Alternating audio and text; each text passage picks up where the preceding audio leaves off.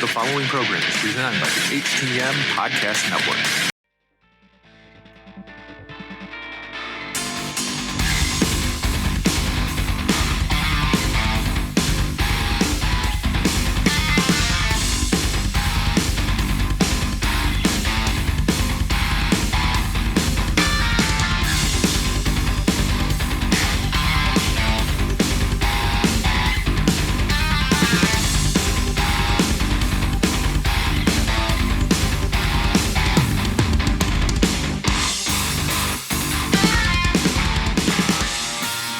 Welcome to another episode of Turnbuckle Talk, powered by thegirlposition.com and a proud part of the Roar Network, presented by the Hitting the Marks Podcast Network, also now in association with IndiePW.com.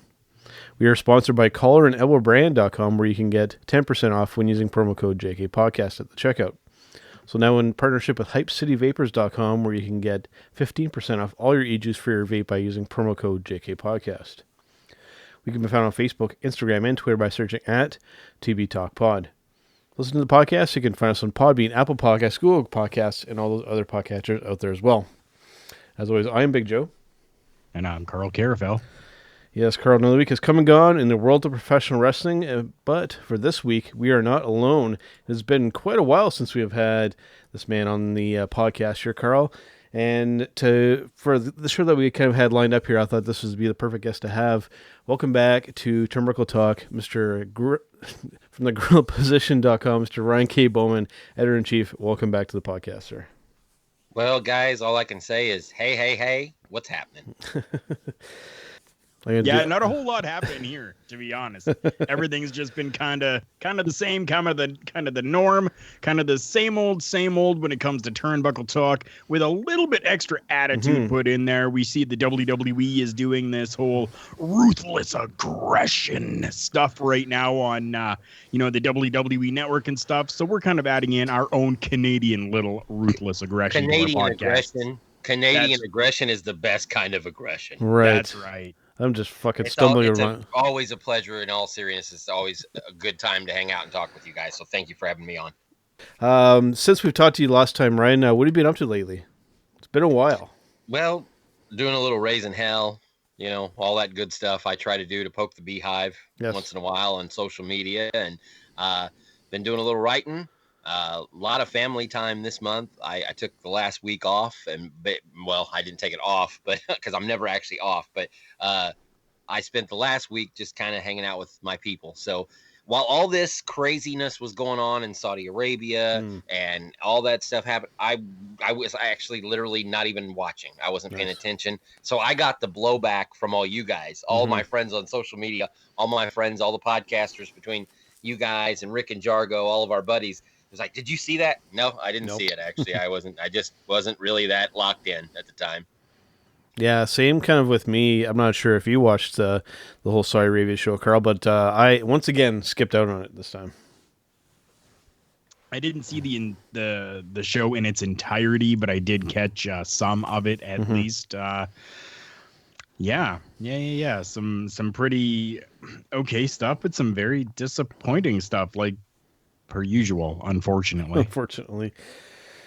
I got to ask you guys this, because speaking of that, when you kind of step away from stuff like that, at some point I've gotten to think to myself that the blowback and the actual reaction from the IWC, that internet wrestling community, is more entertaining than some of the shows themselves. It really is. It's like the incredible, oh my God, reaction that you get from people, and they just go completely off the rails on stuff. And that, to me, is actually funnier and more entertaining than watching sitting through 3 hours of pay-per-view. And I'm so glad that you brought that up, because I actually have something here that I wanted to read, and this is the perfect opportunity for it. And you're speaking about the internet wrestling community. I'm not going to mention the Facebook page or anything that this comes from, but somebody writes, AJ Styles, 12 years younger than The Undertaker. Taker wins in like 7 seconds. Ricochet, 11 years younger than Brock Lesnar. Lesnar wins in 2 minutes. Bray Wyatt, 21 years younger than Goldberg. Goldberg wins in 3 minutes. Nice to see the WWE building new young stars heading into Mania. Derp. Like, Jesus, dude. Really? Do you think that the age is really going to matter that much? They're talking about building stars. This is exactly, in my opinion anyways, this is a good way to start building your stars. You need to use your superstars from the past to kind of help build your superstars for the future. In my opinion. But, Yeah. No, I would totally agree with that too. And it's the biggest reason why everybody says that is because it's been their philosophy. It's been their trademark to continue to bring these established names back. But that's because those people draw money. And unfortunately, they haven't been able to. And I'll before we segue into the Revolution pay-per-view from this weekend, but I will say this to you guys. When's the last time they built a megastar? I'm not talking about a star. Randy Orton's a star. Batista was a star. But the last megastar they built was 20 years ago. Yeah. That was John Cena. And they haven't built one since. So this formula, while I don't complain about it, I understand they've got to draw money. They want to get pay-per-view buys. They want to get people on the network. And people like Goldberg and The Undertaker are proven commodities. The formula doesn't work when it comes to young talent right now, and they need to find some new mix. And I do believe that there's nothing wrong with young wrestlers putting over the older guys. They should, and they get elevated even by losing. Just by being in a match with Ricochet got more press this week than he will have ever had gotten in his life because he was in the ring with the right guy. So yeah, in some ways that does help build their names, but in a lot of ways it's I don't know, it's a clusterfuck formula they got going on right now.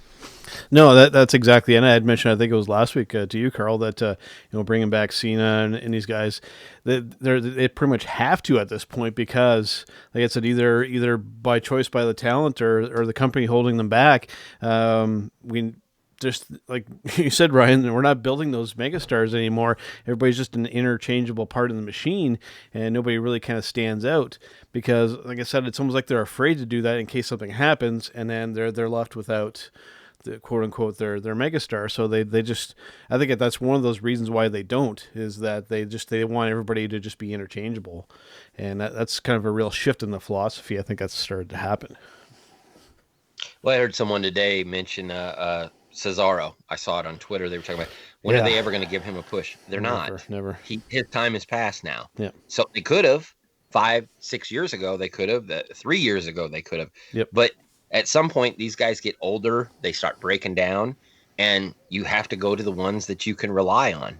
Look at how long they've waited on Sheamus to come back. That's a guy they built up a few years ago. He was gone for a year. Felt like longer than that. Yeah. And I mean, the same thing with the guys that are in and out all the time, or they've got legal problems or whatever. It just almost seems like right now they don't have that. I thought maybe with The Fiend they had that, but whatever they're doing right now, they just don't have that one go-to guy that's under the age of 40. Nope, they really don't.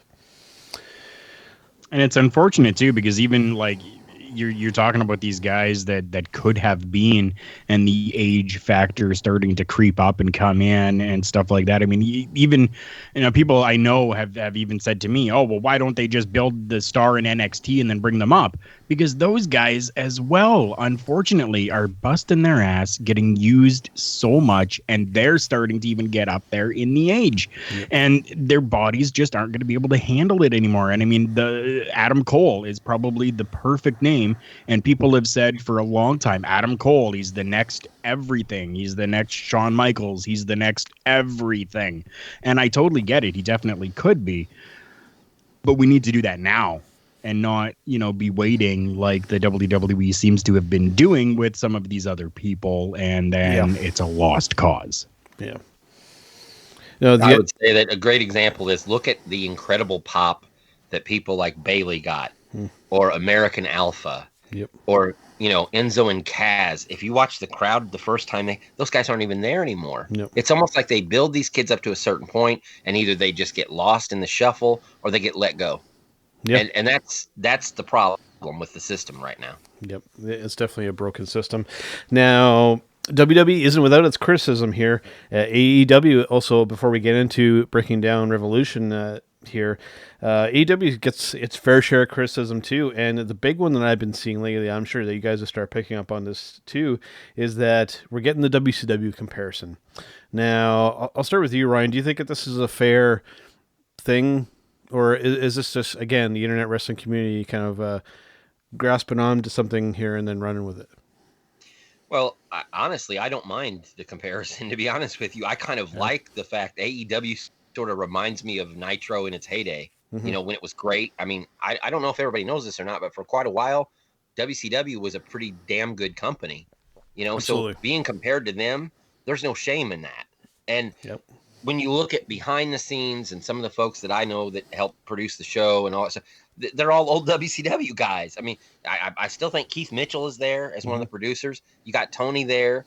Jim Ross originally started out in WCW. So a lot of it is very kind of has that old school 90s throwback feel to WCW. But in terms of the in-ring product and in terms of how it's being ran, I don't think there's any comparison. I think behind the scenes, AEW is a much more well-run company than WCW ever was. And that's no disrespect to Eric Bischoff, but again, you have a whole different type of mentality. You have a different type of characters backstage pulling the strings. So I just think maybe AEW, if you want to compare it to WCW, maybe it'll be the version of WCW that's done right.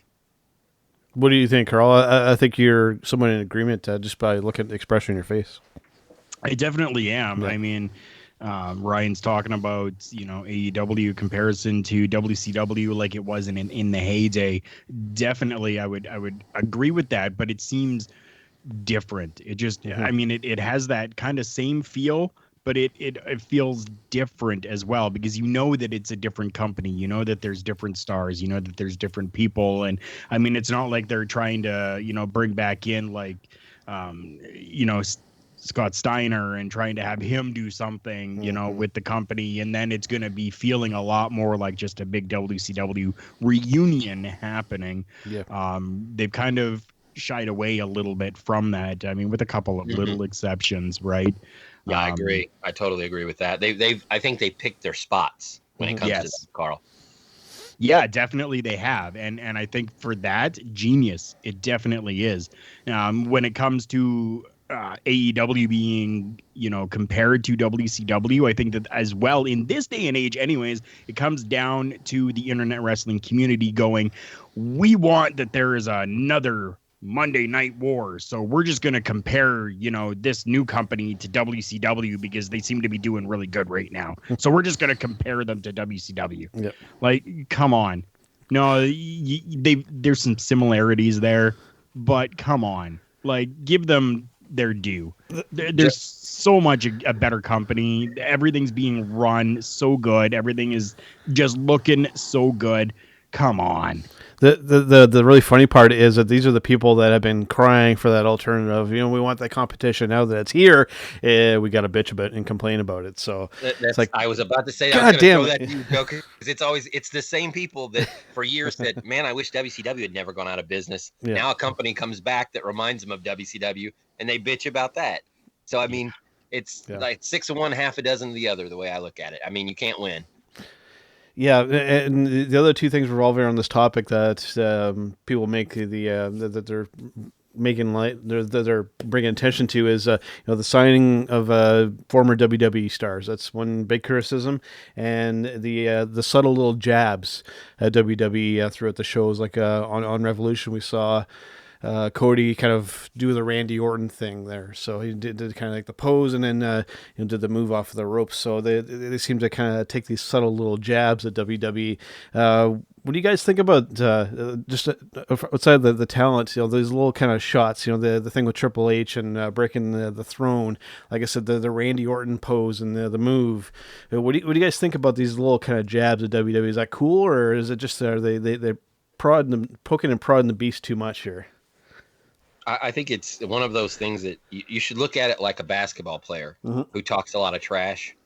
You know what? If you don't like it, fuck it, beat me. Right? Prove me wrong. And right now, there's not a lot proven AEW. I haven't seen their buy rates from this weekend. No. But I just feel like they got a lot of momentum. So they can be the brash kid in the room right now who talks a lot of trash and says shit maybe they shouldn't say. Maybe people think it's out of line. But you know what? That's how you get attention. That's how you get noticed. And that's what they're doing right now. They're just trying to get noticed. They're trying to set the world on fire. I'm a huge fan of their product. There's not everything about the shows I like, but at the same time, you look at some of their big time primetime matches with Cody and Mox and those guys. Yep. I mean, be honest, is WWE doing anything really that compelling now? No. No. So I agree. That those little shots are. I'm perfectly cool with it. I think it's getting the proper reaction and everything. And then what this is, it's these people who are the pro WWE fanboys that are just looking for something to bitch about. This is just another thing on the list. Right? I use the trash talking thing. It's like Larry Bird or Michael Jordan or those guys.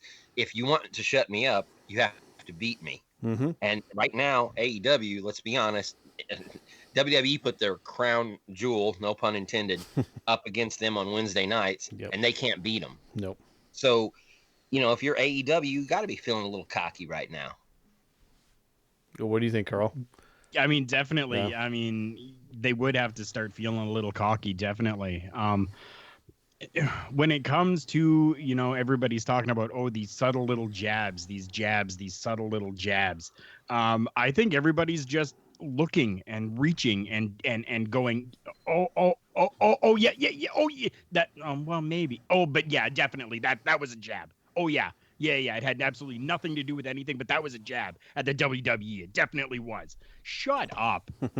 Not everything that's happening and going on is a jab at the WWE. How many years did Cody and Randy work together? Yeah. Right. And even myself, I've done it too. When I was working in the wrestling ring, there would be a time where I would be doing someone else's pose or something, or I would do someone else's move. And then afterwards it's like, holy crap. Yeah, I did do that. Okay. No, I'm sorry. I apologize. But it's just something that's old hat. It's a habit. Yeah. It's just something that happens. So if definitely, don't get me wrong, the throne break, that was a jab. 100% it was. Yeah. But these subtle little things that are happening where, like, let's say Cody does the Randy Orton pose. Yeah. I've done the Randy Orton pose in the ring, and unintentionally. Yeah. And so it's not like it's the most original pose. Yeah. No, exactly, right? Yeah. So, I mean, all these people that are like, that was a jab at Randy Orton now. No, it probably wasn't. It was probably just he's so unoriginal of a pose that he's just posing. Yeah. So I think that like, people really need to stop with all of that. Like, come on. Just let them do what they're doing, because they're doing fantastic right now. Yeah. And stop trying to cause heat. They're going to cause their own heat without you doing anything. Carl, you just brought it up how you've been in the business and been in the ring, and Joe, at this point we've all kind of gotten to know people in the wrestling industry, and someone said to me a long time ago, this is the most incestuous business there is. We're all really related somehow. Yep. So if you think these guys don't send each other texts, hey man, I just did this, I hope that's cool, blah, blah, blah. I mean, they're not, nobody's really taking personal shots at each other. You think Cody doesn't respect Randy Orton? Of course he does. Oh, yeah. They're part of the wrestling heritage. They're part of the wrestling bloodline. Yep. So you will sometimes see guys do things that, oh my God, that guy is really just trying to say F you to the other guy. And no, he's not. Yeah. They probably have talked about it before he even did it. Yeah. There's probably more people in the crowd. There's probably more people in the crowd kind of doing this kind of stuff. Like during the Cody MJF match, I picked up on one when we had some color from MJF. You very audibly heard somebody in the crowd go, "Hey Vince, how do you like that?" It's seeing that there was blood, and whereas Vince doesn't like blood in his matches now, right? So also, I think more of this is coming from the audience than the guys working in the ring. To be perfectly honest with you, that's 100%, 1,000% correct, because it's, and that, you know what? That's what makes it fun. Mm-hmm. It's fun that there's a kind of a little civil war going on between the fans. Oh, screw these. And what cracks me up is WWE fans always say, well, these AEW fans are all just a bunch of nerds. They don't get it. But at least AEW has fans. Yep. That's the point, is to have a fan base. It's good. Hey, great for the people who love WWE. Good for them. Great for the people that love AEW. Mm-hmm. I vaguely remember about 3 years ago hearing, 2 million wrestling fans say, boy, I wish we had more choices than just WWE. Well, now you've got them. So quit fucking complaining. I mean, honestly, If you like Impact, watch Impact. If you like ROH, watch ROH. Yep. I mean, I don't understand the hate for one company or the other. I criticize WWE when they do stuff I don't like, or that I watch the show and I feel like they just wasted my time. That's my biggest complaint ever, is if I invest my 3 hours on Monday night, don't waste my time. You're not costing me any money. Yep. You know, it doesn't cost me anything to sit down and watch a show, but just don't do something that wastes my time and insults my intelligence. And all the companies do that at certain points. I definitely agree. At the same time, you have to appreciate the fact that we actually have this diversity, this smorgasbord of wrestling right now. Yep. You know what company I'm really a fan of? We can go back how it was in 2010, and there's only WWE and nothing else, and that wasn't a very good era. No, it wasn't. So, you know what? Sorry, Carl, I didn't mean no, that's okay. The company that I'm really a fan of is the company of pro wrestling. Agreed. And what I mean by that is I don't care if it's WWE and they're giving me some good pro wrestling. If it's AEW, if it's ROH, if it's Impact, if it's NWA, if it's MLW, if it's Ignite Wrestling, if it's Midget Wrestling, if it's Canadian Wrestling's Elite, I don't care. If you're giving me good professional wrestling, that's what I'm a fan of. And I think that's the mentality that everybody needs to start getting into, is that I am a fan of professional wrestling, not I am a fan of AEW, not I am a fan of WWE. Yep. No, I am a fan of professional wrestling. Okay, everybody that's listening, say it with me now. I am a fan of professional wrestling. Let's ingrain that into ourselves, people. Exactly. If you're going to give me a good product, then I'm in. I'm all in. Yep. You know, no pun intended. But I mean, and same thing with WWE. I mean, when they're great, they are great. They are the greatest wrestling company of all time, period. Based on money and attention and their mainstream value, all that stuff. Let's not kid ourselves. I mean, WWE is the juggernaut. Yes. But it doesn't mean they do everything right all the time.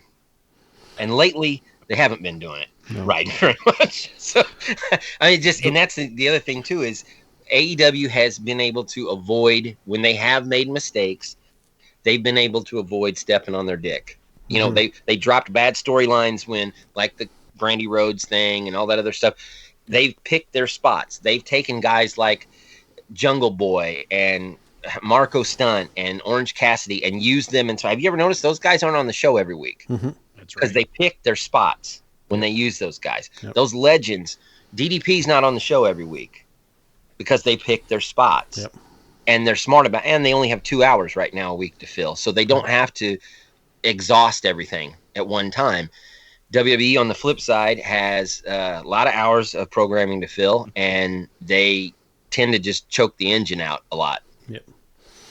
Well, for those that at least have, access to the internet, I guess you could say AEW's got 3, if you want to include Dark in there, because that's where they're using a lot more of like the Best Friends and the Luchasaurus and Orange Cassidy and stuff like that, right? So that's where they're using them a little bit more.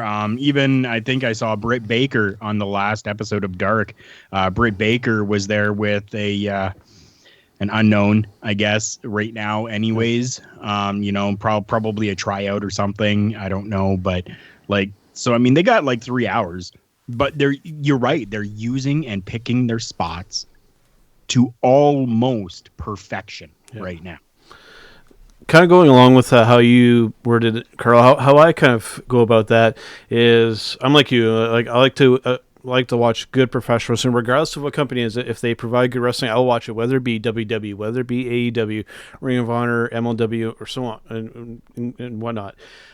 But at the same time, when I see bullshit or I see stupid stuff, I'm right there to call them out, regardless of what the company is. If it's AEW, if it's WWE, I like good wrestling, but at the same time, I call it the bullshit when I see it, regardless of what company it is, because this is a form of entertainment that we love, and we hold it to a higher standard. So I have to call it the stuff that's bad when I see it. I have to. I agree, and I'll mention the company's name. I probably have never been closer to any other professional wrestling other than OVW now, but that's because of the whole situation. But like with Impact, but I've asked like friends of mine there, like, I mean, I love you and I'm rooting for you guys, but what the fuck are you doing? You know, and I mean, you have to be brutally honest when you look at wrestling. It's not like I hate wrestling. I hate silly shit. Yep. And I don't want to see, I don't mind comedy. I don't mind, like Carl said, I wouldn't even mind midget wrestling. That's fine. As long as it's good midget wrestling. Yep. When it comes I'll to probably get sued for saying the word midget now. When it comes to that, I will mention the person's name. I've actually had this discussion with a few people now that have been trying to defend Impact Wrestling to me. And you had mentioned stupid shit, pun intended in that case. For me, when it comes to Impact Wrestling, when your main champion has to, I know that this happened before she was crowned the champion, but this still applies in my opinion.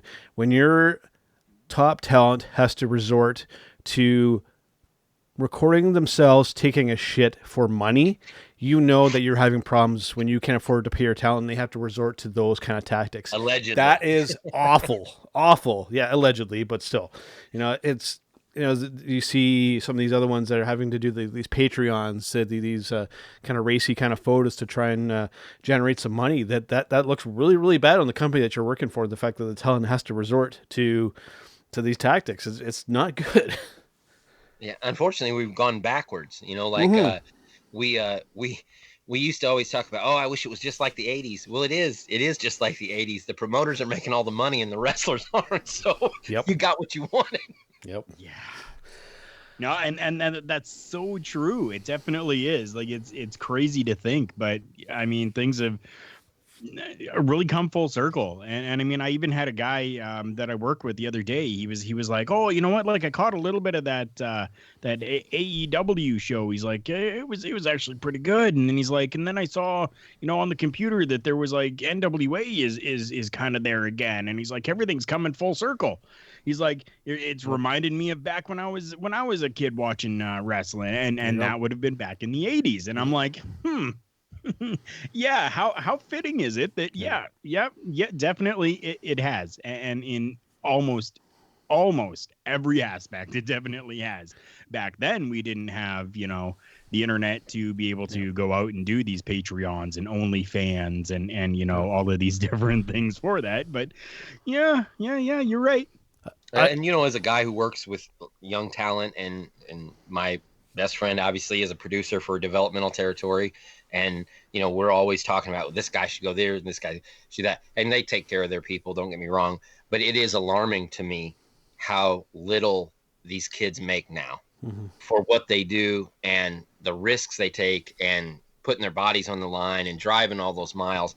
I mean, at least back in the day, I can remember guys actually getting paid, so when I get a phone call from a guy and he says to me, not to give too much insight on what I do, but when a guy calls me and says, hey, can you get me to this territory and how much money can you get me? I have to be very realistic with him, that it might not be much. You might get trans and that's about it. And unfortunately, even at the highest level, unless you're a Brock Lesnar or a Goldberg or John Cena, you're not really making a lot in this business. And the cost, the risk versus the reward is great.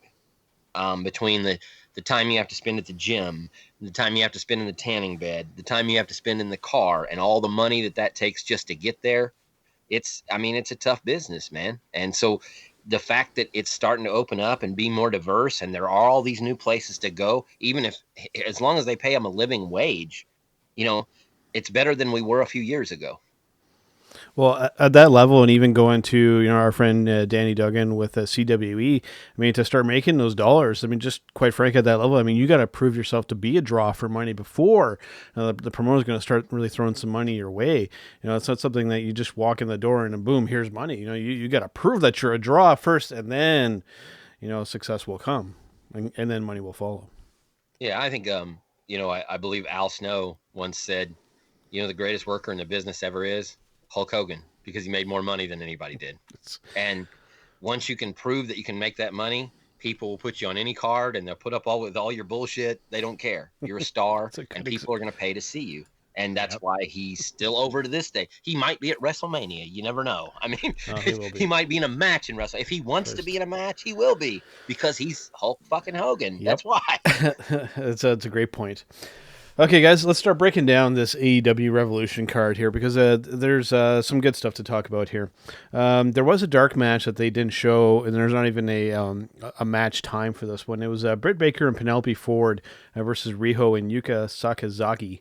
Damn, those names are hard to say. Just a tag team match, and I don't know what the result. Actually, I know what the result is. Britt Baker and Penelope Ford won the match, but there's no match time or really any details on what happened. I almost think that this might have been a decent card to actually have on the show. Yeah, I think it's kind of an indication that we don't know much about this match, that AEW's women's division, I think I'm not saying anything new that anybody's never talked about yet. They need something. Yeah. It's never really kickstarted like the heavyweight division has done, or even the tag team division. I think part of it is because they've built around a lot of names that a lot of American fans don't know. Britt Baker, I think, is the main one. I think that they were really kind of trying to present her as this, she's the face of the division. She's, the one to kind of cheer for. And as soon as they put a microphone in front of her, we all kind of gasped in horror. It's like, really? Ew. Like, just there's no really kind of likable factor about her. And then now that they've tried to make her a heel, they really shit the bed with her. I think they just need to totally kind of repackage her and go with something different because, that's been such a flop with her so far. Yeah, Carl, what do you think about her promos? Very, very, very, very, very, very. Lots of very. I'm a doctor. Yeah. Good for you. And that's your bicuspids are terrible, and I suggest that you brush them. And if you come to the office, I'll give you a toothbrush even. And because they're very, very, very, very, very bad. Just like this promo.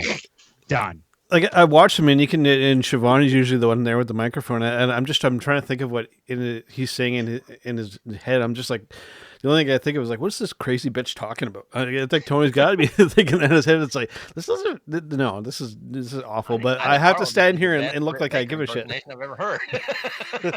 I'm in here laughing. Man, you can almost tell like he's.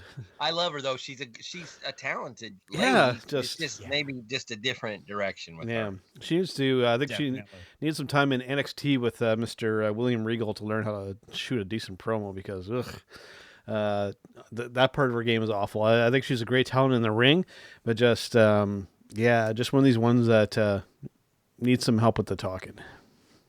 And or maybe just do the Shinsuke thing and talk as little as possible. To learn that too. That's a definite possibility.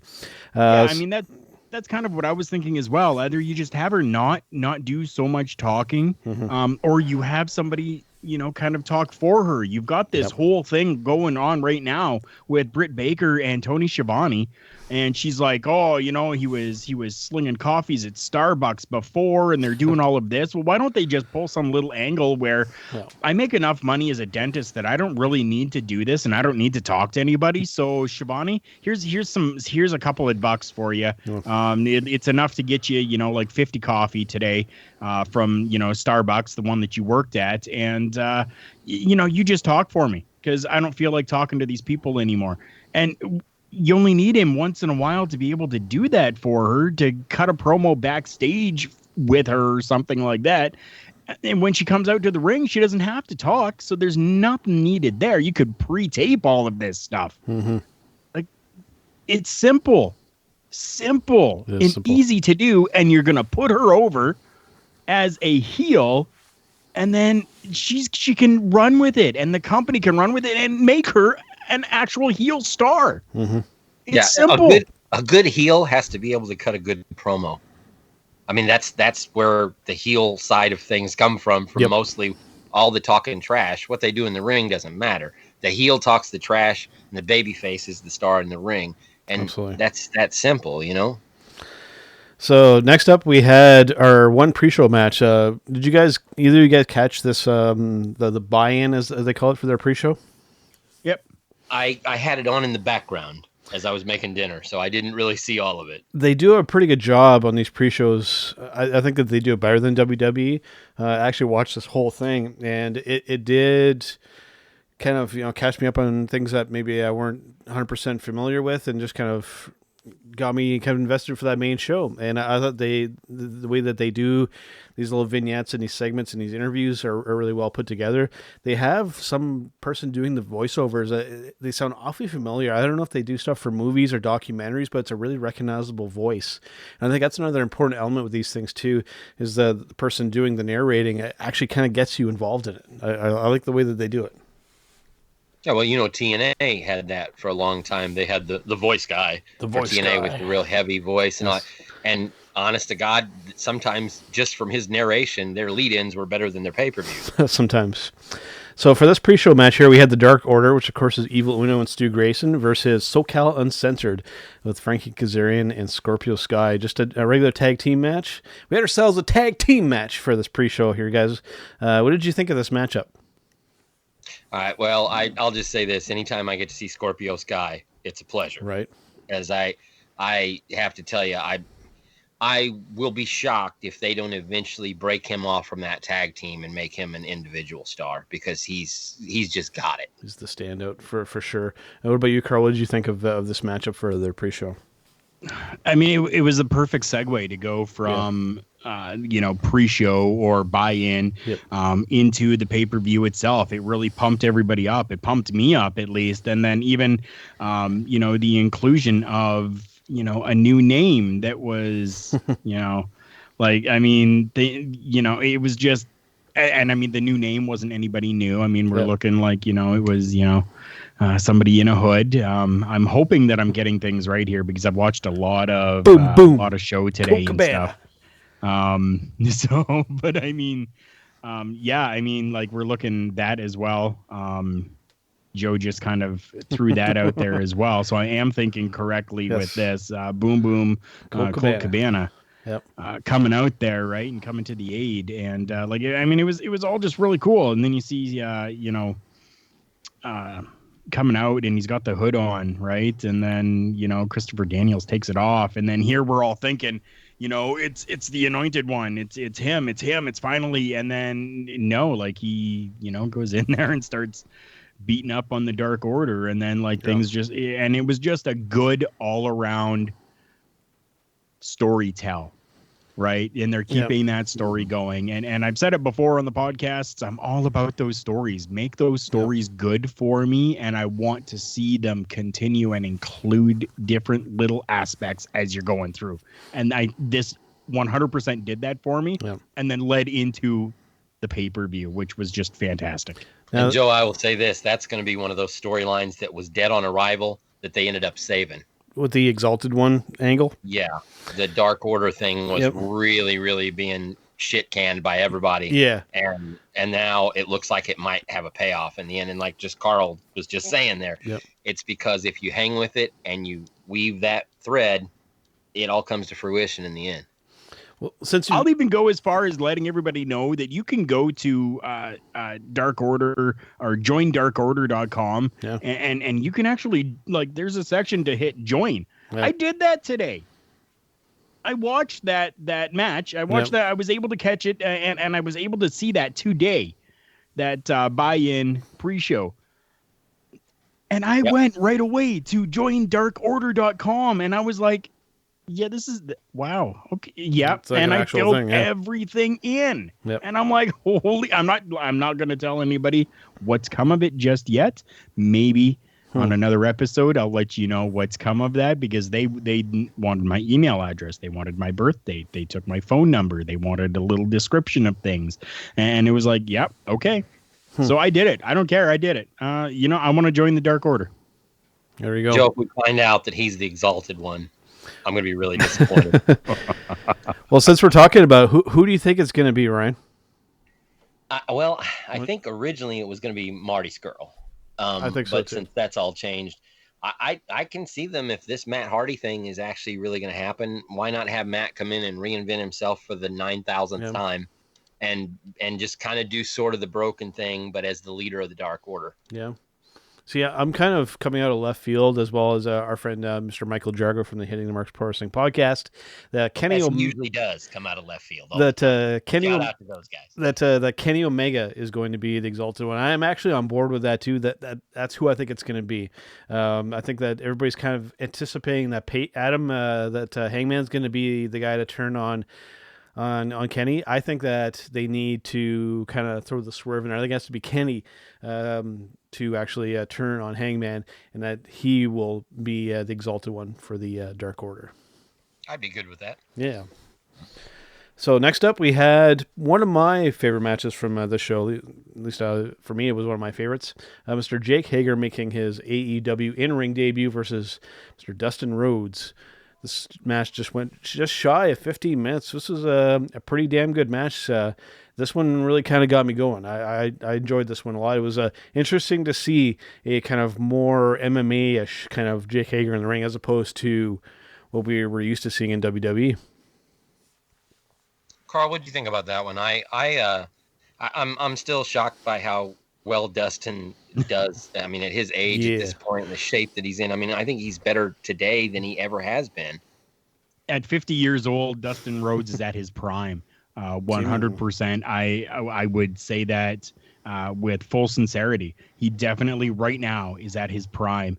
And to put him in there with Jake Hager, this whole storyline, again, I'm talking storylines from months ago where, and it's been this back and forth between Jake Hager and Dustin Rhodes. And then Jake Hager, broke his arm, and, and then like all the way through coming up. And then anytime that they're all collaborating together, Jake Hager goes right after Dustin Rhodes. Those subtle little things built this matchup so well. I was so interested and invested in this that I was super happy with the entire thing. Just like you said about storylines, the broken arm thing happened how long ago? Right? And they finished that. They're finishing that up. Just like you said, Carl. It's storytelling. Exactly. And that's what I'm loving about this. And especially for this one here. I've always been a huge fan of Jake Hager when he was in the WWE or anything that he's done. I've always been a fan of his. Maybe not so much the We the People thing. That was kind of, I get it. Yeah, okay. But I mean, everything has just been great with that guy. Even on the Jericho cruise, when I was there, getting to meet him and just chat with him and like we were chatting it up like we were just, homies from the hood from years ago. Like it was like we knew each other for, forever. And it was just really cool and a down to earth guy. And then to see him go in and this performance that was put on by the two of them, I was super happy with it. We're really seeing the difference in the philosophies here. Looking with the show, I mean, all of these storylines have been built up for months ahead of time, leading up to the show, little bit by little bit, not giving away too much too quickly. And then we look at WWE. We're coming to WrestleMania. We're sitting early March here, guys, and we're looking again like we're going to start building the storylines at WrestleMania instead of months before leading into WrestleMania. We're doing this again, so we're seeing kind of the really different philosophies playing out here. And I gotta say, I'm definitely liking the AEW approach more. We're just invested in most of these matches, whereas going into WrestleMania, I'm not invested in any of that right now. So it's such a difference in thought process. I kind of think slow and steady is the way to go, guys. I mean, and I said that even when it comes down to these guys training to be wrestlers or the development of these wrestlers, we were talking about earlier about how WWE, it's like they hot shot these guys up to the main roster and then they wonder why it doesn't work out because you have to build it up. You have to go slow. And I think that's been, as you said, the approach AEW's taken. And even with lower card stuff, mid card stuff, they're paying attention to detail at the lowest end of the card. Yep. So it just helps build to the main event like that. Leading right into that, our next match for the show is a perfect example of what we were just talking about. Darby Allin versus Sammy Guevara. This match officially kind of going just right at 5 minutes, but there was some interactions and some stuff before. Guys, this was almost the perfect kind of match. This was excellent. This is how you pull off a match. It's not too long. It's not too short. Just they did what they needed to do. Nothing more, nothing less. Yeah, and the crowd just went crazy for Darby. Yeah, I mean they love that kid. Yep. He's a star. He's a star now. And I think Sammy will be too. You know, I was going to ask Carl, as a guy, again, not somebody that's been in the ring, which one do you think has the most potential out of those two? Because I think they both have it. It's really tough. Like, honestly, both of them do. Maybe I'm going to say maybe Darby a little bit over Sammy. But I mean, like, yeah, that one's really tough. I've heard a lot of complaining, though.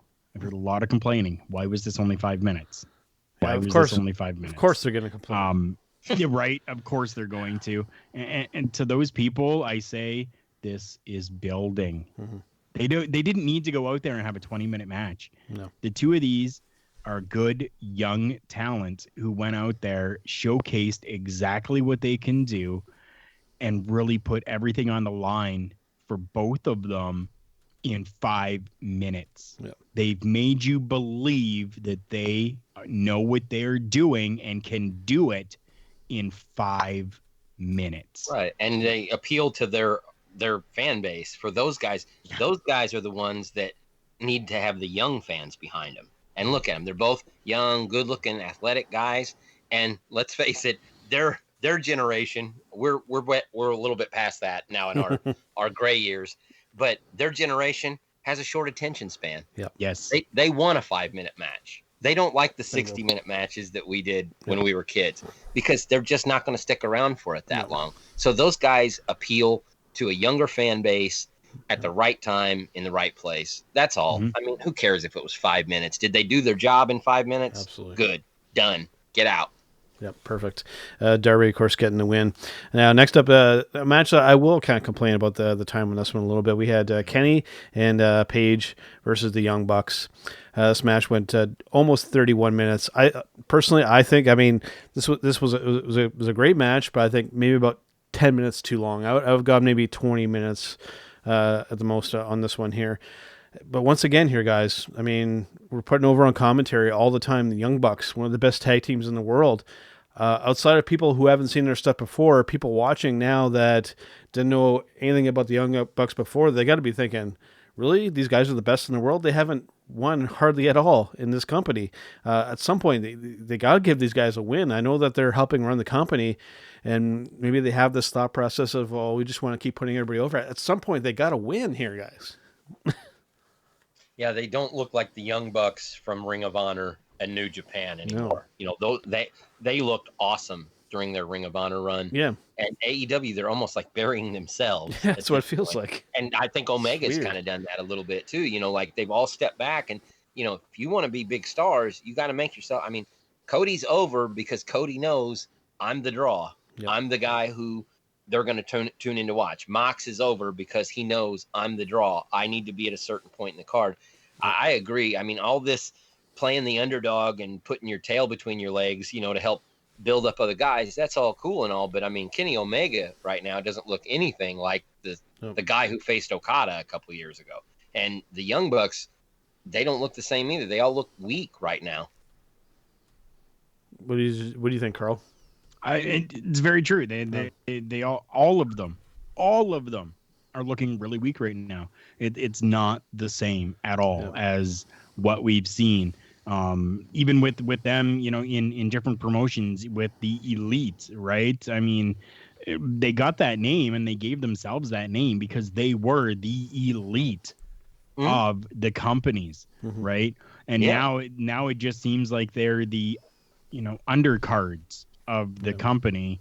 And I totally get it, like you're saying, right? They're you know, part of management within the company. I get it, but I mean, I'm management within the company that I work for as well, and I'm still out there doing my job. I'm still out there in the field working, right? And I'm still making sure that I'm putting on my best face for the public. These guys need to do the same thing. Don't devalue yourself just because you're in management with the company and because you might hear haters online going, well, they've only got the belts because they're running the company. Yeah, blah, blah, blah, blah. Yeah. Shut your face. See, they got the belts because they deserve to have the belt. Yeah. They've earned the belts. Sorry, Rick. But yeah, I mean, like, I think that's totally what they're thinking. They have to change it and just be like, you know what? No, we're winning. Yeah. We're winning. That's it. Yeah. Like let's just run with this. And I think that's what's in their head that they're trying to avoid, this perception that because they're running the show that they'll look bad by putting the titles on themselves. And then going along with this too, strangely enough, the one to really kind of stand out here is Hangman. Like he's kind of taking that ball with himself and just kind of running it, doing cowboy shit, having the beer, hold my beer while I go kick some ass. Like this was fantastic. I love the cowboy shit. Oh, it's awesome. I'm sorry. When the crowd starts doing that, I pop every single time because it's another example of a young guy who's just found something that's getting him over. Yep. It's just like I said about Darby Allin. There's that skateboard ride down to the ring. Yep. There's something about that people just love, and nothing wrong with that. But you know what we were talking about earlier about the former Bullet Club guys. It's strange that when Cody joined the Bullet Club a few years ago, I heard everybody saying, "Oh man, he just wants them to carry him. He left WWE and he just wants them to carry him. He's trying to latch onto them." Well, now he's the guy carrying them. Yep. He's the guy carrying Omega and the Bucks because, they went from being top of the card to middle of the card, and he's the guy at the top now. So it's a strange shift, and I will agree with what you said about Paige. I think he has a chance to be a bigger star than Omega. Yep, absolutely. If done right, with the way those people react to him, that's all that matters, man. Yep. And even at the end of this match, you could see Paige kind of just teasing that buckshot lariat there just a little bit, like he was going to go after Kenny there, but they're holding off on that. Like I said, I really hope that they do this correctly. I think Kenny needs to be the one to turn on Paige. Paige is over with this cowboy shit. If they turn him heel at this point, I think it's the wrong move. So I agree. That'll backfire, I think. Exactly. So I think that's the approach to go with. Now, next up here we have for the AEW Women's World Championship, we have Chris Statlander versus probably one of the most controversial champions in professional wrestling today, Nyla Rose. What did you guys think of this one? I don't really, the Nyla Rose thing, I really haven't formulated an opinion on what to think about that because I've heard so many people say so many outlandish, offensive things about her and all that. And I really don't want to engage in all that. What I try to do is watch the matches and just think, well, hey, she's a powerhouse. She's a champion, blah, blah, blah, blah, blah. I try to take all the political bullshit out of it. For me, first of all, with Chris Statlander, I mean, here's somebody that just kind of seemingly came out of nowhere. I mean, she has potential to be a huge star in this women's division. I think they really need to latch on to her. I think she's the horse to kind of go with going forward here. With Nyla Rose, for me, when it comes down to her, is I have no real issue with the in-ring work and the product with her. It's when she's doing these promos and stuff like that. I think that they need to, like I said on our last episode, I think they really need, in AEW, they need to hire a PR person to kind of tell these talents, okay, you can say things up to a certain point, but you can't engage with the trolls and whatnot. Nyla does a lot of this kind of stuff, and I think that they need to kind of get that under control because with her, just with all the controversy and whatnot, I think there was a little bit with Cody too, with the whole Val Venus thing, he's just a mid-carder trying to get a job with us and blah, blah, blah. They need to get somebody to kind of keep the stuff under wraps a little bit. Well, I think, not only does Melkor, my partner, Michael Melkor, he's helps out with Ohio Valley Wrestling, helps produce the show, film, and all, but he also teaches a social media class every week at the Al Snow Wrestling Academy. Yep. And so we have these talks a lot about this is how far you should go on social media, and this is where you shouldn't go. And we really have, I mean, even down to the way we've crafted our personas online, for lack of a better word, is it's very calculating. You have to realize what you're going to look like to other people. And many times the AEW folks have come off looking really bitter. And you don't ever want to look like the bitter asshole online. Because that's all that's going to do is invite, as you said, the trolls, the people that are going to come out and who have, they're anonymous, but they can say something that gets on your nerves and hurt your feelings. I think it was the right move keeping the title on Nyla. But like I said, going forward, Statlander for the time being, they really need to do something with her, because I mean she has that look, she has that character, and damn, she can work in the ring. She has everything that you want. They need to really latch on to her and do something with her, because you got to think WWE, everybody else has got to have their eye on her in case she wants to jump ship, so to speak. I like her a lot. Carl, what do you think about Chris? Fantastic. Okay, don't tell my wife, but I am like in love with Chris Statlander. Right? My word. She's like a good-looking girl. Well, not even just that. I've been in the ring. Yeah. Like, not even just that. Like, just everything about her. Just like I loved the character. I love the gimmick. I love the work in the ring. Like, I just even the subtle little movements. Like, just everything. She doesn't need to talk. She doesn't need to do anything except she touches her nose, and then she puts her hand up and her finger out, and then she, like, instead of touching someone else's nose like Nyla, she just touched the belt, and that right there solidified everything. You knew that was it. Yep. I am 100% in love with this entire Chris Statlander gimmick, work, person, whatever. And from outer space, like, come on. How cool is that, right? Top shelf, everything. I love that. If anybody doesn't know, I'm into kind of that kooky, crazy kind of conspiracy, UFO, paranormal, all of that kind of stuff. When I'm working nights, I listen to a program called Coast to Coast AM, where they have all of this different type of stuff that's on there. And like, I'm interested in like UFOs and aliens, and then, you know, her coming out with this gimmick of being, you know, an alien from, you know, the Andromeda unit, and, you know, her finishers, the Big Bang Theory, and like all of it, just everything works so well together. I love it. So now that we've established that Carl has a Chris Statlander fetish, Yeah. what's the next match? Before we go, I got to say I'm right there with Carl on this one. As a heterosexual male wrestling fan, I like some Chris Statlander. That's all I can say. And just for the record, I will agree with you. I listened to Coast to Coast back when Art Bell hosted it. Oh yes. That's how old I am.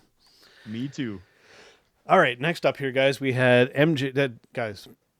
For anybody who isn't aware, I mean, the build-up for this particular match, I mean, they've just been spot on with this. It's been fantastic. They've done all the right things. We have a heel in this match who gets the desired reaction from the audience from when he steps out behind that curtain to when he steps back behind that curtain.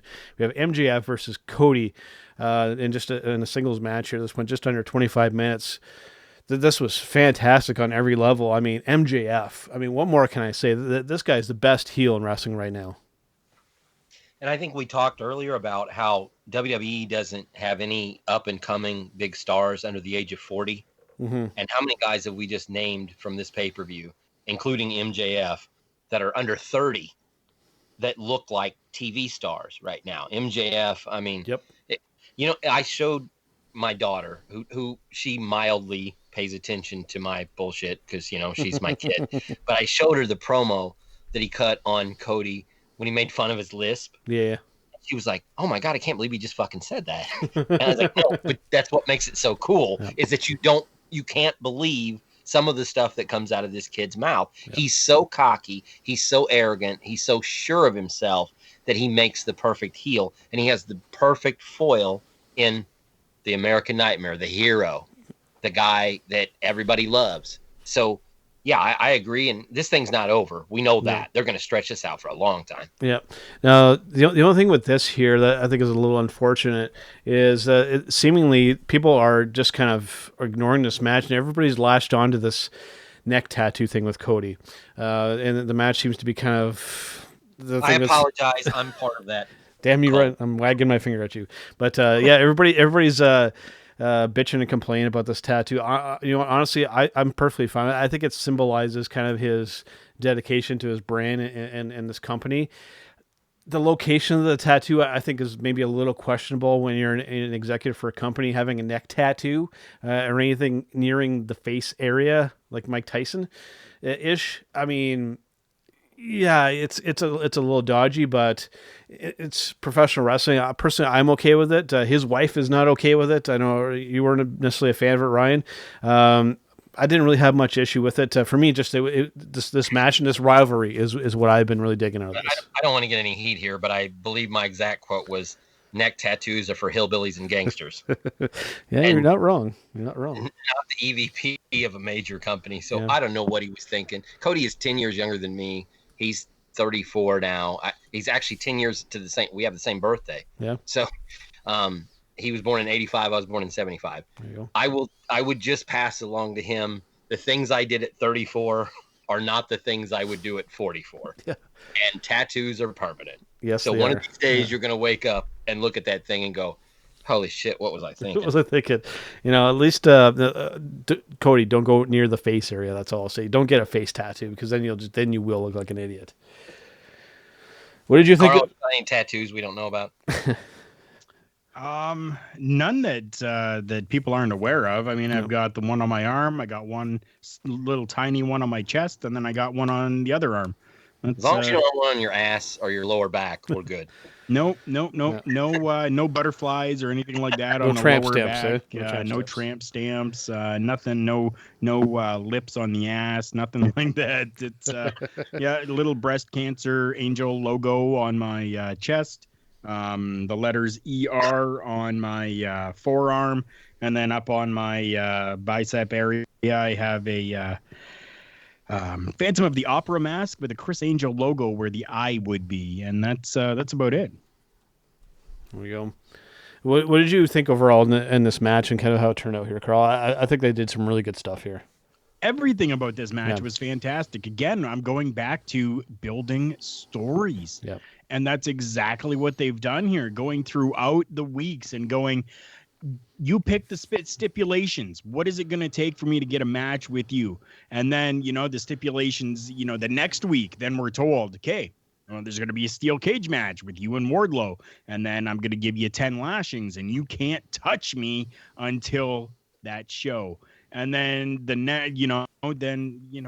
Cody going, okay, sounds good. And then, the next week you've got those 10 lashings and then you're waiting for it and you're watching for it and you're going, my word, is he going to be able to, like you're invested in it then. Yeah. And then this steel cage match with Wardlow and you're going, oh, how's MJF going to mess this up? How's he going to, interfere with this? And, it was all good. And then you come to this match and it's like, finally, we've got, and this isn't going to be closure. I doubt that there's going to be closure with this, but the story was perfectly spot on right there. I was happy with it. My favorite part of this, even happy with MJF beating Cody. Yeah.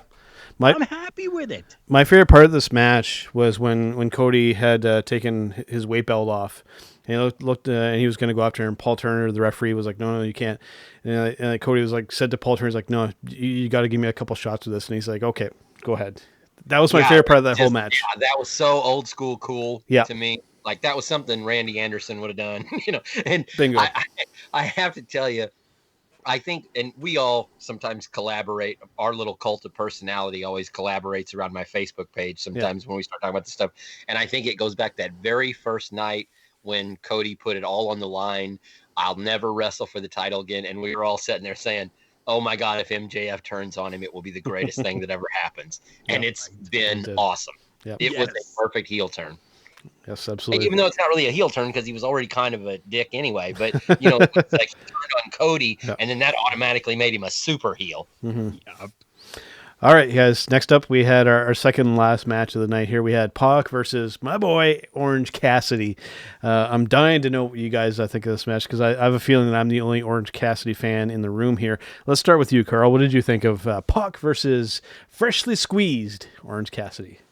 Yeah. Really? Yeah. I mean, don't get me wrong. Orange Cassidy, had some when he actually started to wrestle and not just play this stupid, drugged out looking type of hands in his pocket bullshit. As soon as that stopped and some actual wrestling started to happen, okay, I'm cool. That was good. I was okay with that. Once it went back to that stupid gimmicky type of crap, like I can't get behind that. I just can't get behind it. But during the times when that wasn't there, it was good. I was okay with it. What about you, Ryan?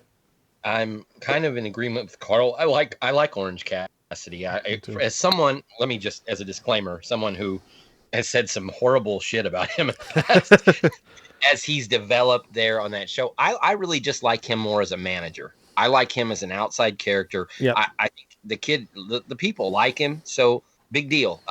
So what? That's his kind of silly gimmick. But have him be outside the ring. Have him do the run-ins during a match. I did really enjoy when he got going, like Carl said. Mm-hmm. When he got moving fast in the ring, he looked good. Yeah. Yes. But at the same time, he could do that stuff as like a third-party character. Mm-hmm. I don't really like him as a wrestler in the ring, but I understand why the people love him. And again, he's another one of those young guys that appeals to a young audience. Bingo. And like I said, where I really kind of come to his defense, or is when people, I understand people hating on him, but I'm just flat out saying that he can't wrestle at all. That's when I really have to come to his defense, and I point out something like this match here. I told you, like I said, when he wants to go, he can go. So this argument that he can't wrestle at all, to me, is not valid. No, I wouldn't say that, but I think he's in that Lanny Poffo type realm. Like if you are going to be on TV, you should be a manager and part-time jobber. And there's nothing wrong with that. The word jobber is nothing to be ashamed of. Nope. You're getting paid, to do that job. Yep. I just, as far as him being like, I would never want to see him fighting for the world title or anything like that. He has no business being anywhere near the top of the card. But I will admit, softened my stance on Freshly Squeezed. They've been using him probably, and they haven't been overdoing it. Like, he hasn't been having matches every week. He's mainly he's the third guy with the best fringe, which I think is the perfect spot for him. Perfect. The Kentucky gentleman there. I mean, he was one of Orange Cassidy's trainers, so they have a friendship and everything going there. That's the right spot for those guys. And with him having the occasional match, I'm perfectly cool with it. I'm a fan. I think that there is a place in professional wrestling for this comedic approach. His stuff is done in the context of professional wrestling. So for me, it works. And like I said, when he can go, he looks really good in there. And I think like Carl and I have said earlier, we've all said less is more. Yes. The less you do that stuff, the comedy stuff is fine. Yep. Just don't make it the whole show. Bingo. There you go. All right. So to end off the show here, we have AEW World Heavyweight Champion Le Champion, Chris Jericho versus Jon Moxley. Right off the bat here, guys, I got to vent a little bit here. This entrance for Jericho, I absolutely hated this choir thing. For me, still, this thing that pisses me off is, why are we singing along to the entrance music to what should be one of the biggest heels in the company? This whole psychology of this match, I'm thinking, especially from somebody that's maybe watching this for the first time, they're thinking that Chris Jericho's got to be the good guy at this point, when the whole audience is singing along to his fucking entrance music. Stone Cold wasn't a heel. Is the reason why. Stone Cold wasn't a heel. He was an anti-hero. That doesn't matter. Stone Cold is the reason why, because Stone Cold was supposed to be that bad guy type of person, and screw this and screw that, and but people loved it and loved him. He was never a heel. People want to get behind the heels, but Stone Cold wasn't a heel. Being a fan of the bad guy is a good thing nowadays. Yeah, but that's the reason why. Stone Cold wasn't a heel. He was an anti-hero. He was kind of like Batman. Yeah, I got to be honest with you. I disagree completely on that. I thought it was cool. I think it's cool that the fans sing his song. I thought it was cool because, to me, as the ultimate heel, it's like he hired a choir to sing his song for him. And I dig it, man. I love the Judas song, by the way. I think that's one hell of an entrance theme. Him and Darby probably have the two best themes, and Cody. They probably have the best themes in AEW right now. That's something they need to work on too. Is entrance music, because nobody's got like a lot of recognizable songs yet. So, but no, I do. I mean, I politely disagree. I just thought it was a different way to do it. I love the spike jacket. I love the whole thing, that he's so arrogant that again, we talked about Dustin Rhodes earlier. It's another guy that just gets better with age, man. Just something about this guy. He just always reinvents himself. I've no issue with the in-ring work and all that. For me, it's that entrance really sets that tone. To compare him against MJF. I mean, MJF, he gets that desired reaction, like I said, right from when he comes out to when he leaves. Chris Jericho, you got to think somebody watching, if Revolution was their first time watching AEW wrestling, when they saw this match, I guarantee you they were thinking Jericho's the good guy, because the whole audience is singing along to his music. I think going forward, if they really want to push Jericho as the top heel in the company, they got to change that music up to something that people aren't singing along to. They got to change it up. Well, I don't know, Joe. I think it's kind of like back when I watched Mike Tyson fight, and he would come out, and you knew he wasn't a nice guy. You knew he was a bad dude, but people just, they loved him, and they sang along to his entrance music. I mean, it's almost like it's a certain point, you're so bad that you become good. And I think that's where, because of that legendary status, I kind of think that's where Jericho's at right now, that people, they can boo him and cheer Moxley, but when he comes out, they respect him just because he's there. Yeah. Just because they get the privilege of seeing one of the greatest of all time. Now, just my one other little gripe before we get to the good stuff in this match. Another thing that I can't stand, when Justin Roberts, I mean, I love him as an announcer and everything, but in this one, the way he announced it, making it sound like a fight, like you're saying, like fighting out of the corner, we have John Moxley. I'm like, when I hear that's I know that probably not everybody feels this way, but just this is the old school wrestling fan in me coming out here, billing this as a fight. I don't like that approach. We're here to have a wrestling match. This isn't a fight. I hate when they use the term fight for a wrestling match. Again, I'm probably the only one here on this one. Carl, I grew up, my guy growing up was always Gary Michael Capetta. Yeah. I love the way he would announce the matches in WCW, and I love that old school. And anytime I've ever done ring announcing, I've told Gary before, I rip your style off completely, or it's totally. All it is it's professional and it's inflection, and I don't try to go overboard with any of it. And I think Justin kind of goes a little overboard with especially the John Moxley thing. I could do without that. I'm kind of the same boat. I mean, on both aspects here. I mean, you're right. It's not a fight. I think wrestling out of this corner is a better way to bill it instead of fighting out of this corner. And then yes, the whole no, I'm gonna wring your neck, you stupid son of a. I am not a fan of that at all. Yeah. You can get the exact same level of enthusiasm without having to go to that type of inflection with the name. Like it's, like I will say, at least with this match, they went with Aubrey Edwards and they didn't go with Bryce Remsburg. For those of you who don't know who Bryce Remsburg, we have talked about him on this episode. Now, of course, we're recording audio, so you guys aren't going to be able to see this, but I don't know how you feel about this guy, Ryan, but when I watch him in the ring, it's like he's going into business for himself. Like every reaction, like every move being done in the ring, this guy is like moving around and doing this and like just like, dude, you're not in there wrestling the match. You're a fucking referee. Stop being a fucking other character in there. Like he's just going way over the top. What do you think about this guy? Like I can't stand this guy as a referee. I don't know. I can't stand it. On the flip side, Carl, if you want to talk about somebody that I have a crush on in AEW, it's Aubrey, because I love what she does. She's fantastic. In all seriousness, everything she does in the ring is damn near perfect. Yeah. As I'm watching that match, I'm thinking she's the third man in the ring, and she's not even a man. Yep.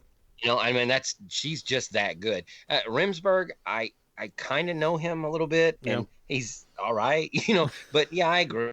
Some of the over the top stuff. I mean, it's not, again, Pee Wee Anderson used to do that stuff in the ring, and Nick Patrick used to do that stuff, but it's kind of a new day now. And, it gets cartoonish at some point, but as far as on Aubrey's side of things, I think she's just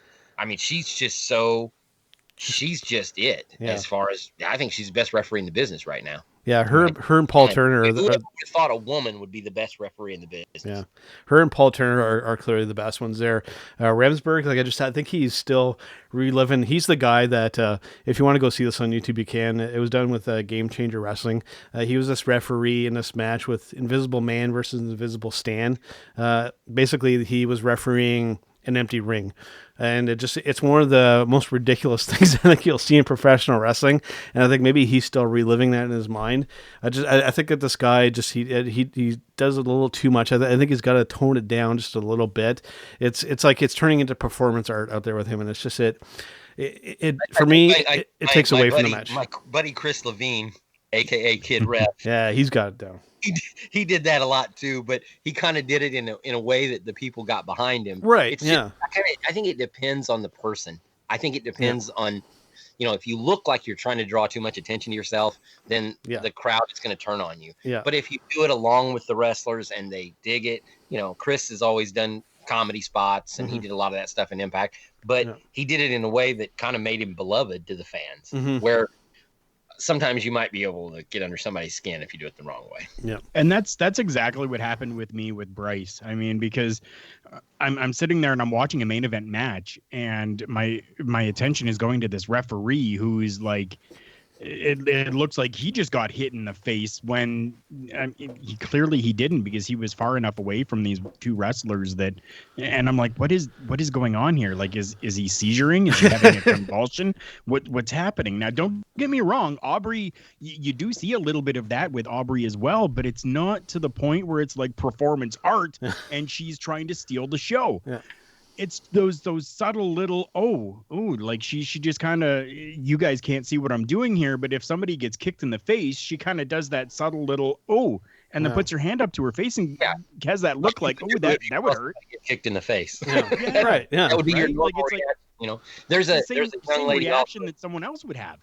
There's a young lady that referees in OVW named Charlene McKenzie, and she's the same way. She does it a lot like Aubrey does, where it's to the point of, that's how I would react. If I saw somebody get punched, like dead in the mush, I'm going to go, oh, but I'm not going to flail my arms around like a crash test dummy. That's what it feels like with Bryce.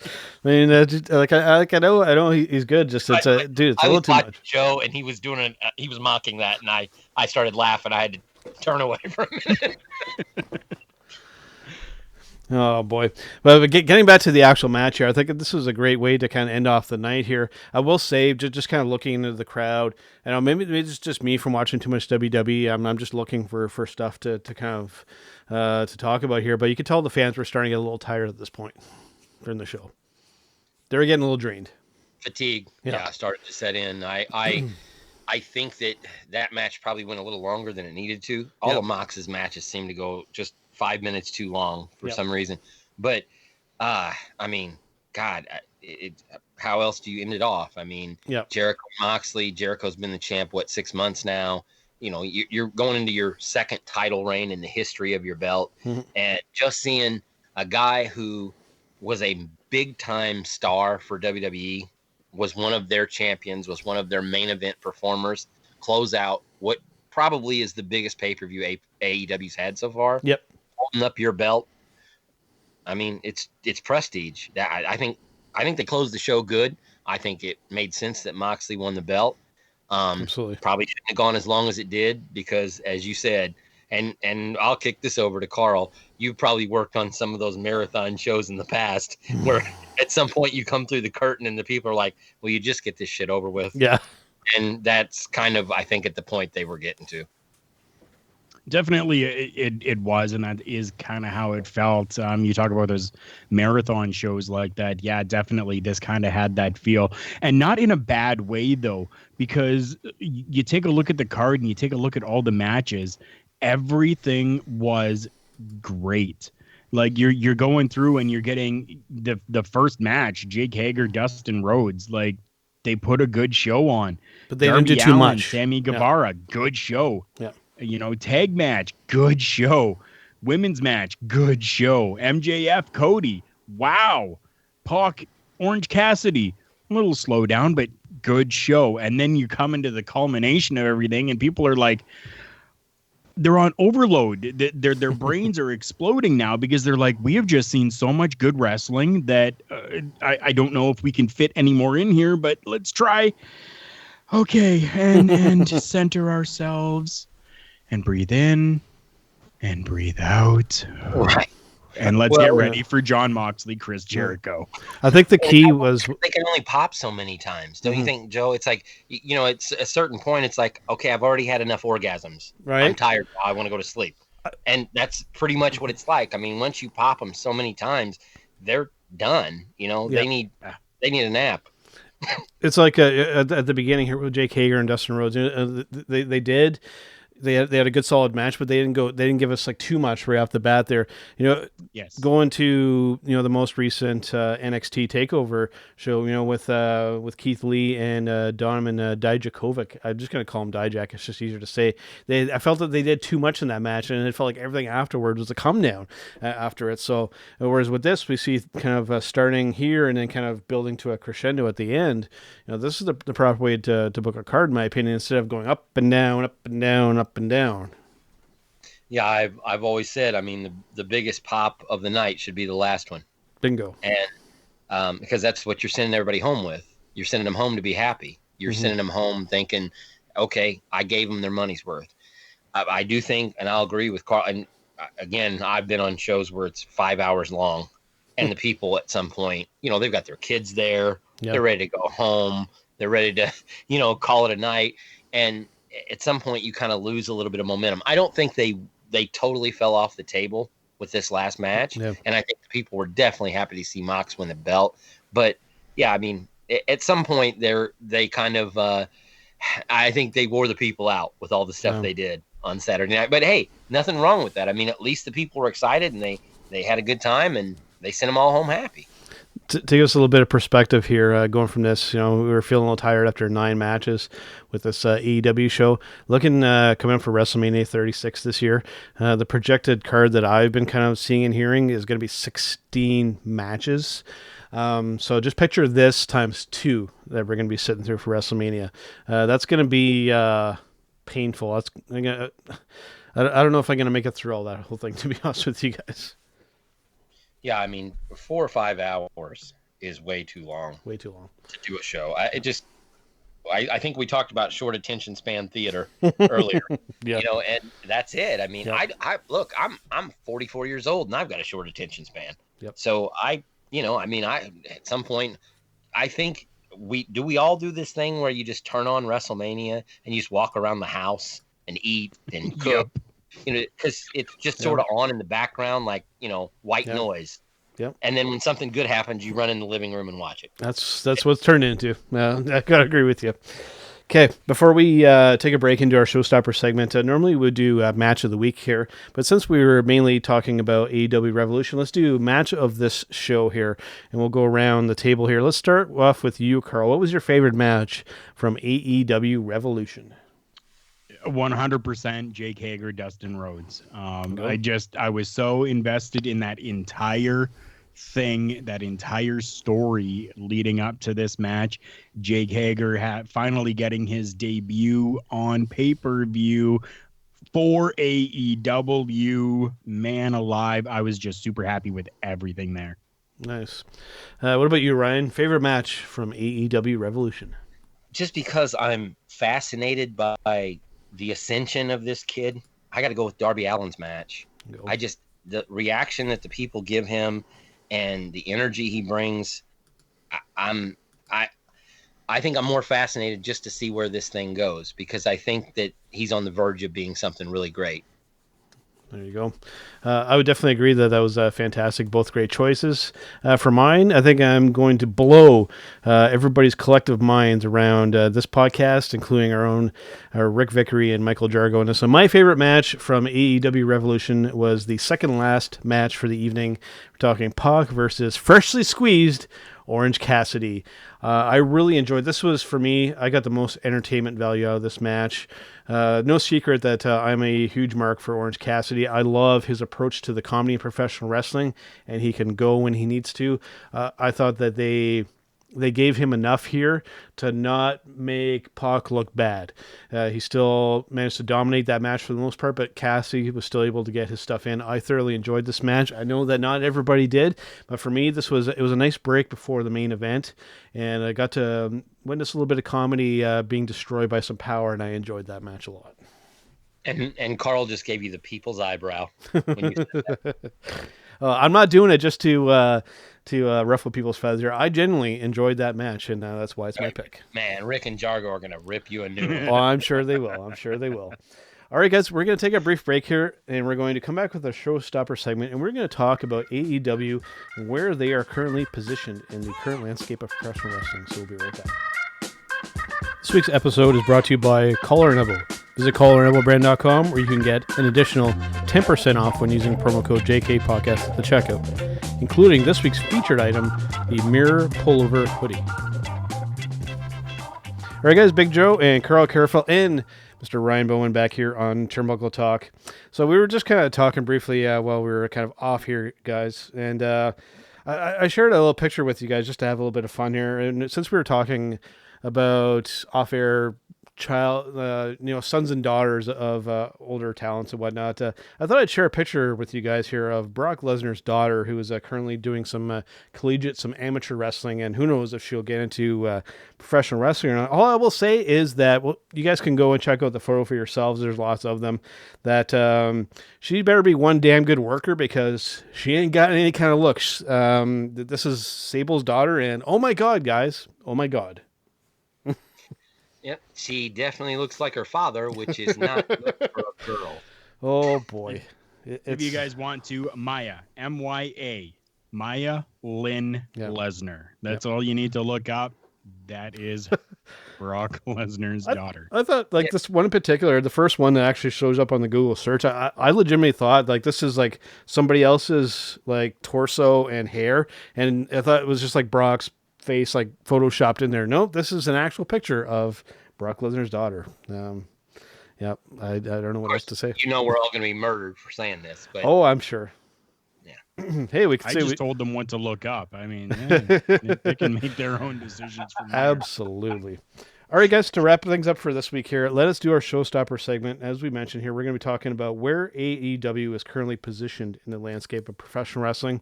Right off the bat, I think it's still pretty safe to say that WWE is still the number one company, regardless of how shitty we think the product is and whatnot. They're still making the most money, and it's definitely still the most prominent company.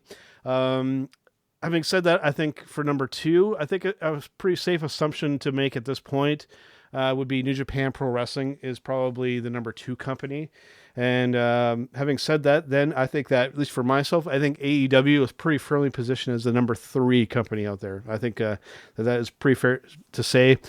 As the guest here, Ryan, what do you think? Where are they where's AEW kind of in the mix here? Because it's becoming a very crowded dance floor here with all these companies. I'd agree with your assessment. I mean, obviously, New Japan has a market that they dominate across the seas there. In America, I think it's WWE, then AEW, but you can't discount the fact that New Japan pretty much owns the Asian market in terms of being the biggest wrestling company. Having said that, just briefly, this is something I want to pick your brain on here, Ryan. What do you think, then, given that New Japan especially really kind of dominates this this Asian market of WWE supposedly this summer going and entering, looks like we might get like an NXT Japan here. How do you think that they're going to fare over there with such a strong existing company there in New Japan? Well, I don't think Japan is the next stop for WWE. I think it's India. I'm fairly certain there's going to be an NXT India rather soon, sooner rather than later, I should say, before they can bust into the Japan market. And I have that on pretty good authority, by the way. So I think that's the next step for them. If WWE tries to compete with New Japan, it's just a different culture. Yeah, those folks over there, you can't just come in, and take over their turf. They have a certain way that they think about things. They have and anybody that's ever been involved with anime or producing movies over there, they favor their folks first, and with good reason. They're loyal to their product.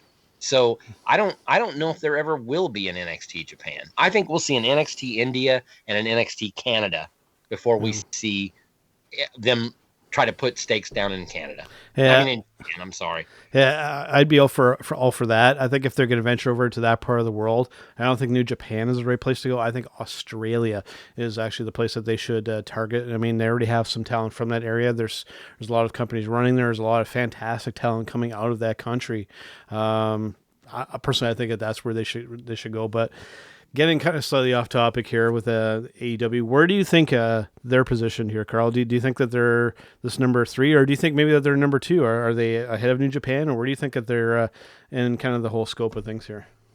In the entire scope of professional wrestling, I would agree with number 3. Yeah. When it comes to North America, you can't put them at number 3. They're number 2. WWE, unfortunately, is always going to be that number 1 when you break absolutely everything down. WWE is always that number 1. Number 2 you're looking is right now AEW in North America. So it's hard because you've got all these other companies like New Japan Pro Wrestling that is a clear right top of the top in their area. Right. So that's kind of, where it comes in and makes it a little bit more difficult because, it's hard to kind of clump it all together. If we're talking worldwide, then yes, like we're looking number 3 for AEW. But if we're looking just our market, number 2.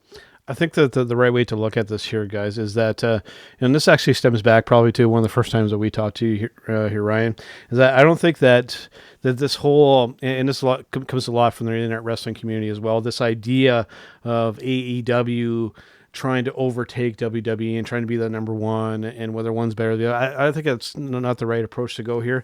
I think the right approach here is, I believe it was you that made this comparison here. It's like Coke versus Pepsi, where obviously WWE is Coke, but there's also room for Pepsi to be there as well. And Pepsi doesn't have to overtake Coke.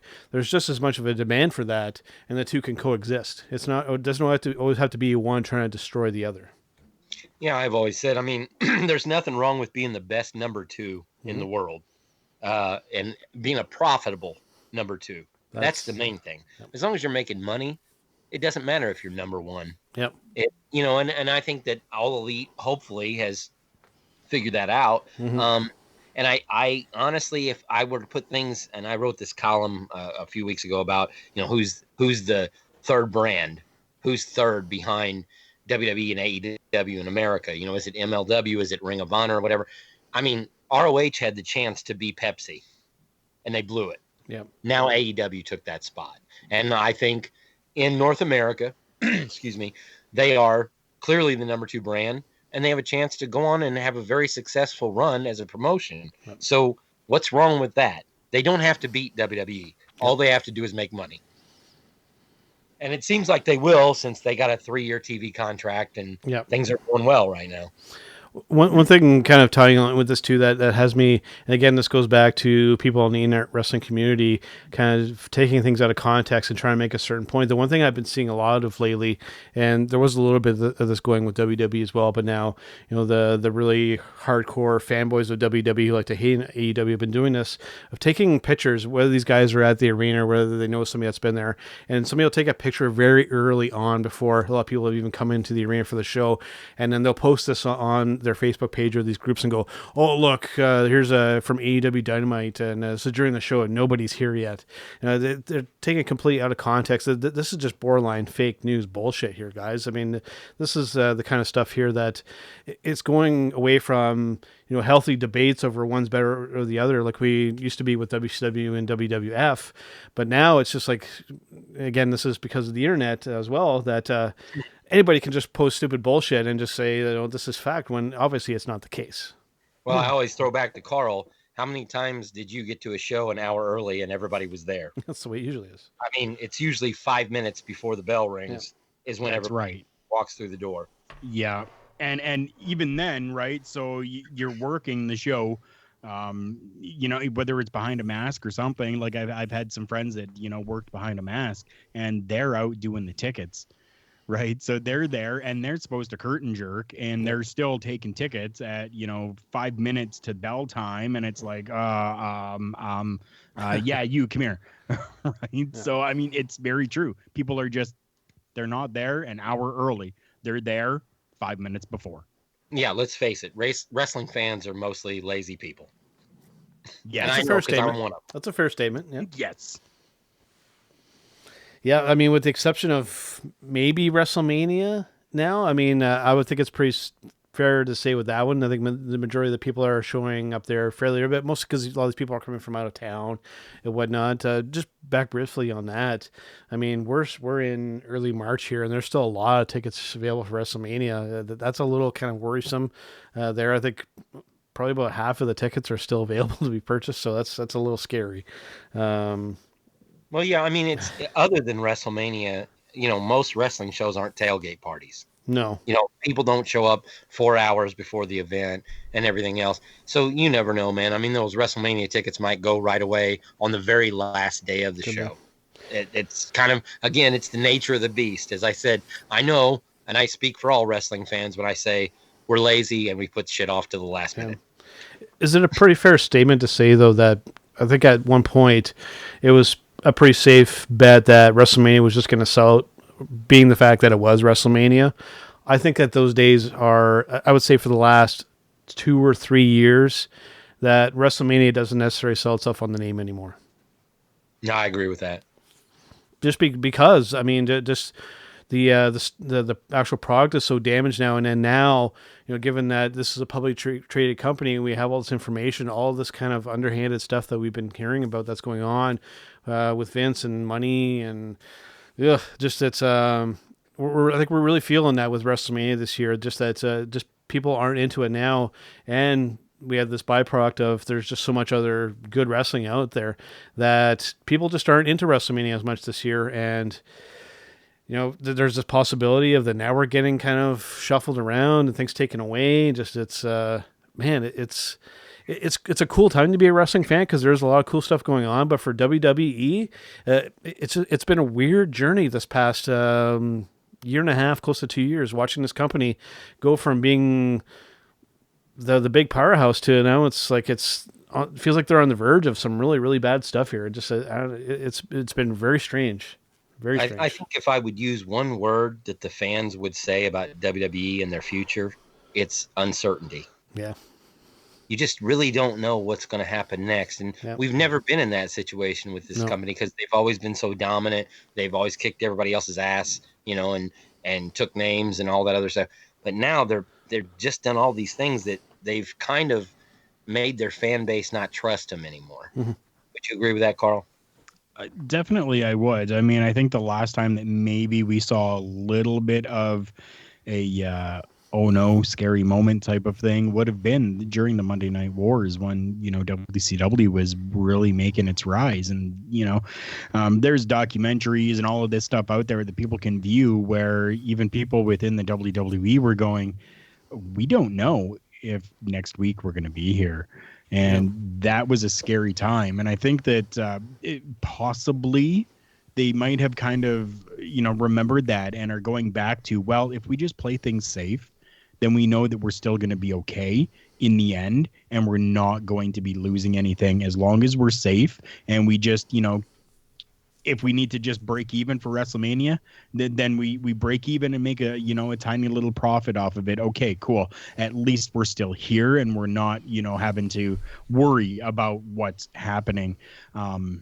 In the same token, they need to stop with that mindset and go, we need to dominate again, and we need to become this powerhouse that we have been in the past and that we know we can be.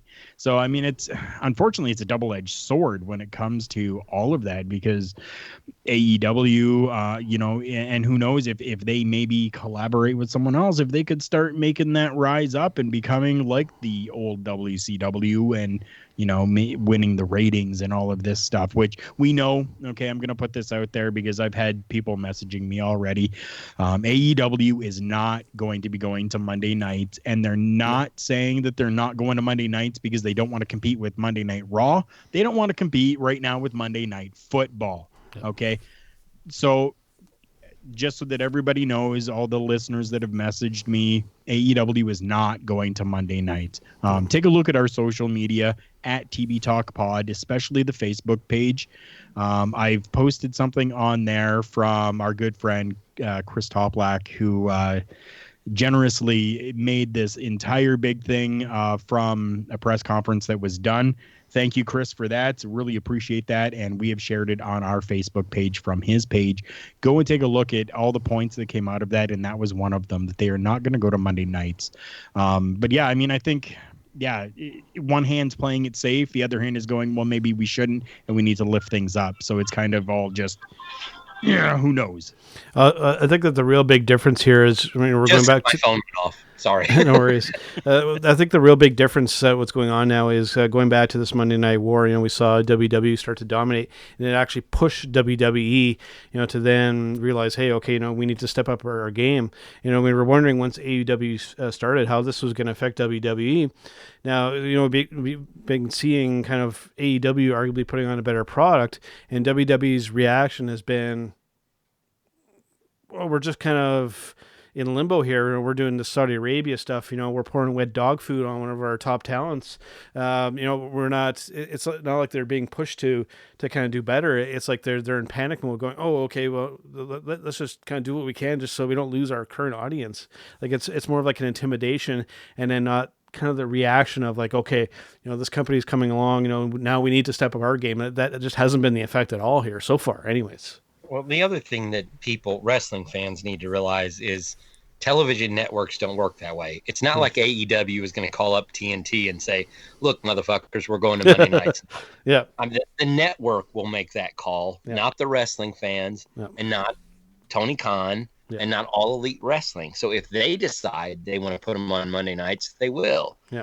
But, I mean, let's just, again, step back and look at things in the grand scheme of things, that the network can decide what night they're on, and because they own the show. AEW doesn't make that call. Yeah. One more brief thing before we do call an episode here, because I wanted to kind of pick your brain on this here too, Ryan. Dealing more with WrestleMania here, and this whole thing of this notion that the pay-per-views might be moving away from the network. Let's say if this happens this year with WrestleMania, as opposed to paying, well, you guys pay $10 for the network here. We pay a little bit more for the network here in Canada. But if for this year for WrestleMania, if you have to pay the $60, $80 for WrestleMania, are you buying the pay-per-view? No, I won't. I mean, I'll be looking for a promo code from a friend. Yeah. that's about it. If they do the ESPN Plus thing, look, on my side of things, no, I won't probably reach out and do that.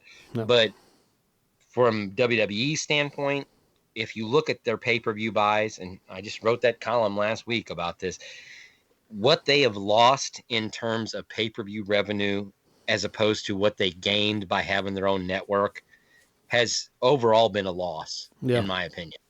And now they have to cut bait and partner up with somebody like Disney or somebody like ESPN, and there's nothing wrong with that. I mean, hey, they tried something, it worked for a while, and then the people caught on to their gimmick, and now they have to do something else. If they go on to ESPN Plus, I think it's a great move for WWE or whatever streaming service, Disney, whoever ends up eventually buying all that stuff. Yep. That's a good move for them financially. You can't blame them for wanting to make money. Yep. Yeah, because I think we're down to less than 1 million subscribers on the network now, so it's a bit of a scary number, and I think that's definitely like you said, whether it's a Disney Plus, whether it's an Amazon, that's another name that's been thrown out there as well. Hell, they could end up buying the whole fucking company, given the money that Bezos and the folks over there have. So yeah, I think that's what will eventually happen. I don't think that they're going to be a solely owned company. They're going to sell out to a huge conglomerate. Probably not while Vince is still alive, but I think eventually someone like Amazon or Disney will buy the library, and then they'll initiate talks to buy the company itself. Yep, that's I think a fair assumption to make. All right, cool, guys. We covered a lot this week. Even more outside of the AEW Revolution pay-per-view. We got to talk some WWE, some WrestleMania, some good stuff there, and I think we were pretty all in agreement that this was a really good outing for AEW. I don't know. People have been saying, "Oh, this is their WrestleMania now." I don't know if I'd go quite that far. I think probably All Out or Double or Nothing will probably be their marquee kind of show for the year. But this was still a great outing. I love the way that this event was booked. We didn't do too much at the beginning. We had a nice kind of build to a crescendo at the end. Yeah, people got a little tired at the end, but I thought they did some really, really good stuff here overall. Yeah, I'd agree. I thought it was a pretty solid. I think if you stack up the two cards from this week, AEW won. Yeah, absolutely. I would definitely agree. Yes. Okay, guys, so I think we'll wrap it up for this week here. But before we do go, for those who might be hearing it for the first time here, Ryan, let everybody know where they can find you, what it is that you do over at thegorillaposition.com. Yeah, well, a little bit of everything. I'm the editor-in-chief of thegorillaposition.com, and you can follow me on Twitter at Ryan K. Bowman and on Facebook at Ryan K. Bowman. Come hang out on my Facebook page because we usually have a good time and give each other a lot of shit. Yes, absolutely. Especially while there's wrestling on the old television, we tend to have some good discussions. Because it's starting to get a little heated, but there's always some good stuff there. There's nothing wrong with a little heat, my friend. Absolutely not. It makes the world go round. Absolutely. All right, guys. Well, I think we'll wrap it up for this week here, Carl and Ryan, and we'll see you guys on the next one. Have a nice day. It's me. It's an honor to be the V. As you can tell in the background, we are out celebrating. That is what we do here at hittingthemarks.com. And I invite everyone to continue to tune in to Turnbuckle Talk, but check out all of our other shows. We have weekly content, especially lit up by the flagship show, Hitting the Marks Pro Wrestling Podcast. You can find that all at hittingthemarks.com. Run.